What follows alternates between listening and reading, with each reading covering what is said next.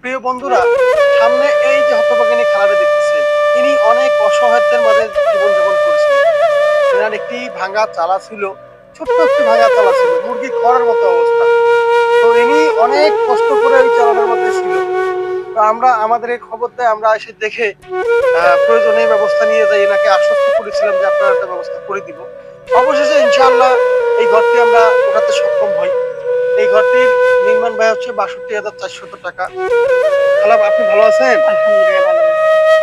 খালা, আপনি যে এই আপনার জন্য এই ঘরটি বরাদ্দ করা হয়েছে এবং উত্তোলনও করে দিয়েছি, এবং এর পাশাপাশি আপনি চাউলের বস্তা পেলেন, এর আগেও দিয়েছিলাম, মাংস দিয়েছিলাম, বিভিন্ন ধরনের খাদ্য বরাদ্দ আপনি পেয়েছেন।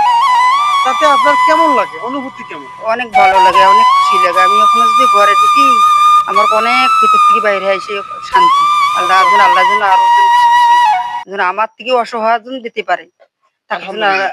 তুমি সব সময় আমার এই যে রোবেল আমারে অনেক আমাকে অনেক উপকার করছে। আমি তার জন্য অনেক দোয়া করি। আলহামদুলিল্লাহ। প্রিয় বন্ধুরা, সবাই এই অসহায় খালার জন্য দোয়া করবেন। ইনার জন্য সংসারটা অচিরেই স্বাবলম্বী হয়ে আসতে পারে। আসসালামু আলাইকুম।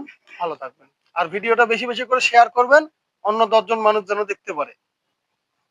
ধন্যবাদ।